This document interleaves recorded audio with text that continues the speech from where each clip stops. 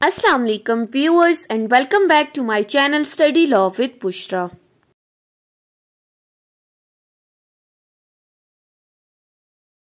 So in today's video we are going to discuss section 27 of Specific Relief Act 1877.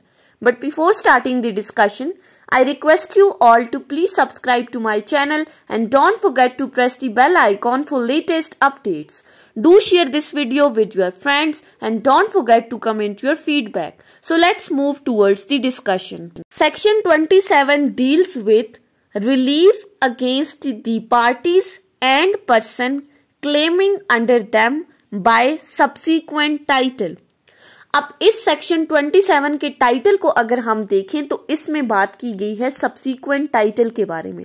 Now what is subsequent title, ये हमने already discuss कर दिया है कि जब एक बंदे के पास at the time of contract title नहीं था लेकिन बाद में एग्जीक्यूशन के टाइम पे उसने टाइटल एक्वायर कर लिया तो उसको हम कहेंगे सब्सीक्वेंट टाइटल. सो सेक्शन 27 ऐसे लोगों के बारे में बात करता है जिनके अगेंस्ट आप स्पेसिफिक परफॉर्मेंस करवा सकते हो, जिनके पास पहले तो टाइटल नहीं था लेकिन बाद में उन्होंने टाइटल एक्वायर कर लिया. तो जब उन्होंने टाइटल एक्वायर कर लिया तो उनके अगेंस्ट आप स्पेसिफिक परफॉर्मेंस क्लेम कर सकते हो, स्पेसिफिक परफॉर्मेंस इन्फोर्स करवा सकते हो. सो सेक्शन 27 के अगर हम डायरेक्ट लैंग्वेज को देखें तो सेक्शन 27 कहता है except as otherwise provided by this chapter specific performance of the contract may be enforced against, कि जो चीज इस चैप्टर के अंदर बताई हुई है उसको छोड़कर, यानी वो तो अपनी जगह ठीक है लेकिन ये सेक्शन क्या बात करता है, ये सेक्शन हमें उन 5 कैटेगरीज के बारे में बताता है जिनके पास पहले टाइटल नहीं था लेकिन बाद में जब उन्होंने सब्सिक्वेंट टाइटल इंक्वायर कर लिया तो उनके अगेंस्ट अब आप कॉन्ट्रैक्ट को इन्फोर्स करवा सकते हैं. अब वो कौन कौन सी कैटेगरीज हैं, सबसे पहले आ जाती है ईदर पार्टी देयर टू, यानी कि कॉन्ट्रैक्ट के अंदर जो पार्टीज इन्वॉल्व हैं उनके अगेंस्ट आप स्पेसिफिक परफॉर्मेंस को इन्फोर्स करवा सकते हो. कोई भी पार्टी इन्वॉल्व है जिन्होंने मिलकर एक कॉन्ट्रैक्ट किया था. Secondly, any other person claiming under him by a title arising subsequently to the contract. अब ये क्या बात कर रहा है, ये सब्सिक्वेंट टाइटल की बात कर रहा है. एक्चुअली सेक्शन 27 का मेन पार्ट यहां से स्टार्ट होता है. मीन्स टू से कि कॉन्ट्रैक्ट करते वक्त जिस पार्टी के पास टाइटल नहीं था लेकिन यानी कि जब कॉन्ट्रैक्ट एग्जीक्यूट हो रहा था तो उसके पास किसी तरह का कोई टाइटल नहीं था लेकिन बाद में उसने उस टाइटल को एक्वायर कर लिया, तो जब उसके पास बाद में टाइटल आ गया तो स्पेसिफिक परफॉर्मेंस की इन्फोर्समेंट हो सकती है. लेकिन फर्दर इसी के साथ एक एक्सेप्शन ऐड की गई है और वो एक्सेप्शन क्या कहती है, except a transferee for the value who had paid the money in good faith and without the notice of the original contract. अब जनरल रूल तो क्या हो गया, जिसके पास सब्सिक्वेंट टाइटल आ गया उसके अगेंस्ट इन्फोर्समेंट हो सकती है, लेकिन एक्सेप्शन क्या कहती है, उस ट्रांसफरी के अगेंस्ट आप कॉन्ट्रैक्ट की इन्फोर्समेंट नहीं करवा सकते जिसने कॉन्ट्रैक्ट के अंदर कोई इन्वेस्टमेंट गुड फेथ में की थी, गुड इंटेंशन के साथ की थी और उसको ये पता नहीं था कि मेरे से पहले भी कोई कॉन्ट्रैक्ट था. यानी कि इस ट्रांसफरी के साथ जो कॉन्ट्रैक्ट हुआ है वो सेकंड कॉन्ट्रैक्ट था और इस कॉन्ट्रैक्ट से पहले भी कोई कॉन्ट्रैक्ट हो चुका है जिसका इस ट्रांसफरी को कोई नोटिस नहीं है, कोई नॉलेज नहीं है. तो जब उसको उस ओरिजिनल कॉन्ट्रैक्ट से रिलेटेड नॉलेज नहीं है तो फिर उसके अगेंस्ट इन्फोर्समेंट नहीं हो सकती. ये एक्सेप्शन है. अब हम इसको एक एग्जाम्पल से समझते हैं तो ज्यादा क्लियर हो जाएगा. ए और बी दो बंदे हैं जो आपस में कॉन्ट्रैक्ट करते हैं. अब क्या कॉन्ट्रैक्ट करते हैं, a contract to convey certain land to B by a particular day. A B को कहता है कि मैं तुम्हें अपनी कोई जमीन दूंगा और उनके दरमियान सारा कॉन्ट्रैक्ट डिसाइड हो गया कि फलां दिन पर यह जमीन बी को ट्रांसफर कर दी जाएगी. अब A dies intestate before that day without having conveyed the land. लेकिन जिस दिन उन्होंने जमीन बेचनी थी यानी कि जिस दिन उन्होंने जमीन बी को ट्रांसफर करनी थी उस दिन बगैर कोई वसीयत किए ए की डेथ हो गई. ए ने कोई वसीयत नहीं की उस जमीन के बारे में और उस दिन जिस दिन जमीन ट्रांसफर होनी थी उससे पहले ए की डेथ हो गई. Now B may compel as heir or other representative in interest to perform the contract specifically. अब बी को चूंकि पता है कि ए की डेथ के बाद उसकी जमीन उसके लीगल हेयर्स को या उसके रिप्रेजेंटेटिव इन इंटरेस्ट को ट्रांसफर होनी है, जिसमें हमारे पास असाइनर्स, एग्जीक्यूटर, एडमिनिस्ट्रेटर सब आ जाते हैं। तो अब बी अपने इस कॉन्ट्रैक्ट को इन लीगल हेयर्स या रिप्रेजेंटेटिव इन इंटरेस्ट के अगेंस्ट इन्फोर्स करवा सकता है, क्योंकि eight the time of contract इनके पास टाइटल नहीं था। लेकिन अब जब उसकी डेथ हो गई ए की, तो बाद में इन्होंने इस टाइटल को एक्वायर कर लिया। तो हमने पढ़ा है कि जब आपको सब्सिक्वेंट टाइटल मिल गया तो फिर आप उस बंदे के अगेंस्ट कॉन्ट्रैक्ट की इन्फोर्समेंट करवा सकते हैं। So subsequent to the contract, subsequent title to the contract, general rule के अकॉर्डिंग ये एग्जाम्पल आ गई। अब जो एक्सेप्शन हमें बताई गई है कि जहां पर हमने कहा कि जिस ट्रांसफरी ने गुड फेथ में मनी पे की है और उसको नोटिस नहीं था ओरिजिनल कॉन्ट्रैक्ट था, तो उसकी क्या एग्जाम्पल ले लेते हैं। ए और बी दो बंदे हैं जिन्होंने आपस में कॉन्ट्रैक्ट किया। ए बी को कहता है कि मैं तुम्हें अपनी जमीन बेचूंगा 5,000 रुपए में। अब ये पहला कॉन्ट्रैक्ट था। A afterwards conveys the land for ₹6,000 to C, who has the notice of original contract. बाद में A ने C के साथ एक कॉन्ट्रैक्ट कर लिया कि मैं तुम्हें अपनी यही जमीन 6,000 रुपए में बेचूंगा। अब यहां पर जिस C को वो ये जमीन बेचने का कह रहा है, इस C को ओरिजिनल कॉन्ट्रैक्ट के बारे में नोटिस है। इसको पता है कि A ने इससे पहले एक कॉन्ट्रैक्ट B के साथ किया था इसी जमीन से मुताल्लिक। बी में enforce specific performance of the contract is against the C.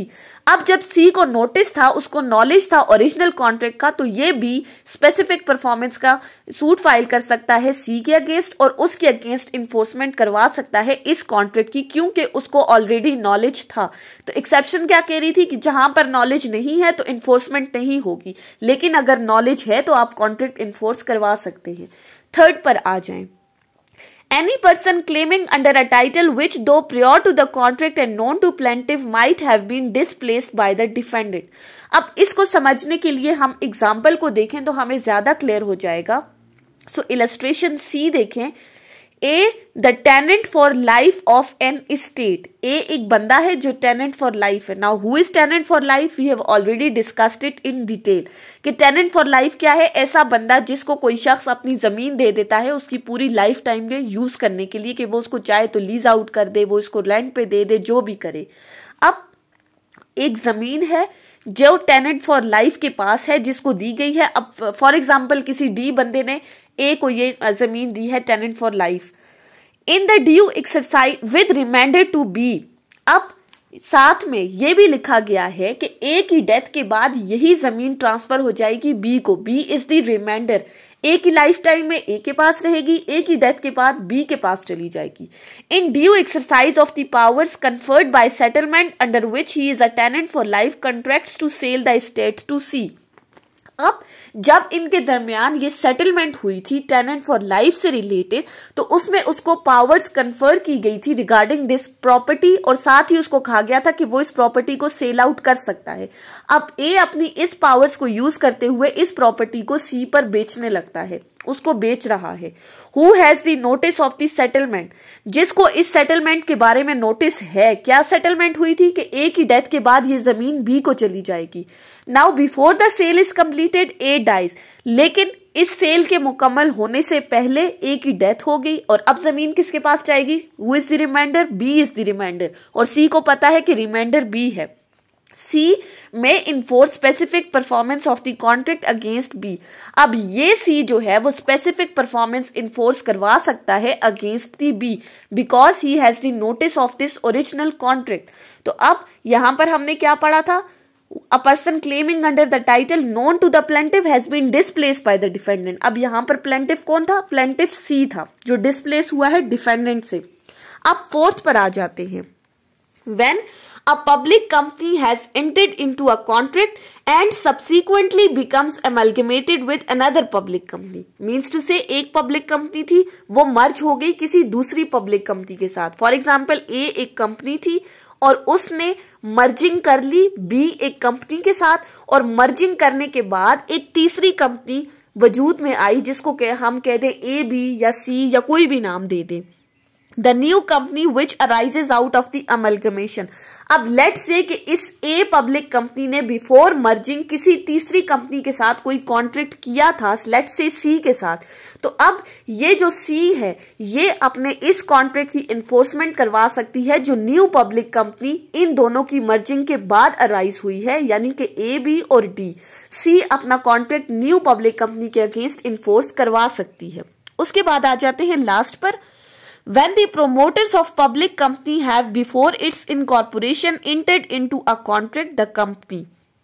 अब जहां पर किसी पब्लिक कंपनी के प्रोमोटर्स ने अपनी पब्लिक कंपनी की इनकॉर्पोरेशन से पहले, उसकी रजिस्ट्रेशन से पहले, अभी वो कंपनी रजिस्टर नहीं हुई थी और उसकी रजिस्टर होने से पहले उसके प्रोमोटर्स ने किसी दूसरी कंपनी के साथ किसी तरह के कोई कॉन्ट्रैक्ट्स कर लिए।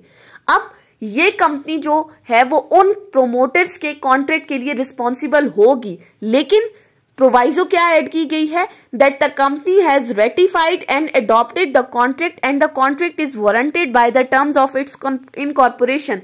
लेकिन यहां पर जरूरी ये है कि ये पब्लिक कंपनी अपने उन प्रोमोटर्स के कॉन्ट्रैक्ट्स को माने। मतलब अगर वो पब्लिक कंपनी अपने प्रोमोटर्स के कॉन्ट्रैक्ट को अडॉप्ट करती है, इनको रेटिफाई करती है, इनकी तस्हीह करती है, तो फिर ये public company after the incorporation अपने प्रोमोटर्स के कॉन्ट्रैक्ट के लिए स्पेसिफिक परफॉर्मेंस इन्फोर्स करवा सकती है। जब उसने इनके कॉन्ट्रैक्ट्स को अडॉप्ट कर लिया तो अब इस कॉन्ट्रैक्ट की स्पेसिफिक परफॉर्मेंस ये पब्लिक कंपनी के अगेंस्ट इन्फोर्स करवाई जा सकती है। सो सिंपली अगर हम सेक्शन 27 को देखें तो सेक्शन 27 बात करता है सब्सीक्वेंट टाइटल के बारे में, कि जब एक बंदे को टाइटल एक्वायर हो गया तो अब आप उसके अगेंस्ट स्पेसिफिक परफॉर्मेंस इन्फोर्स करवा सकते हैं। So that was the whole discussion on section 27 of Specific Relief Act 1877। Hope कि आपको ये लेक्चर समझ में आया होगा। अगर आपने इस वीडियो को अटेंटिवली सुना है तो अगर आपको ये वीडियो अच्छी लगी है तो इस वीडियो को लाइक करें, कॉमेंट करें और चैनल को जरूर सब्सक्राइब करें। Thank you so much for watching this video. Till then, अल्लाह हाफिज।